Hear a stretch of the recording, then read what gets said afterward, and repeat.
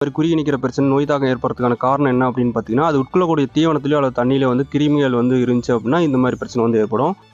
இந்த மாதிரி கிருமி தொற்று ஏற்பட்ட உடனே பார்த்தீங்கன்னா, முதல் அறிகுறியா வந்து அந்த கோழி குஞ்சு வந்து குறுகி நிற்கிற மாதிரி இருக்கும்.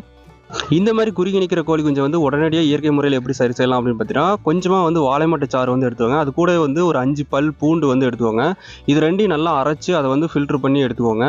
இந்த வாழைமட்டை மற்றும் பூண்டு ரெண்டையும் அரைச்ச அந்த தண்ணியை வந்து ஃபில்டர் பண்ணி நம்ம வந்து கோழி குஞ்சுகள் வந்து கொடுத்தோம் அப்படின்னாவே இந்த குறுகி நிற்கிற கோழி குஞ்சு வந்து காப்பாற்றிட முடியும். இது வந்து எப்போ வந்து கோழி குஞ்சுகளுக்கு கேட்கும் அப்படின்னு பார்த்தீங்கன்னா, ஸ்டார்டிங் ஸ்டேஜில் வந்து கோழிக்கு அப்போ தான் வந்து நோய் தாக்கம் இருக்குது, அப்போ தான் வந்து ஆரம்பிச்சிருக்கு அப்படிங்கிற பட்சத்தில் இந்த மெடிசன் வந்து கண்டிப்பாக வந்து ஒர்க் ஆகும். இந்த வாழைமட்டை தண்ணீர் வந்து எந்த அளவுக்கு கோழி குஞ்சுகள் வந்து கொடுக்கலாம் அப்படின்னு பார்க்கலாம்.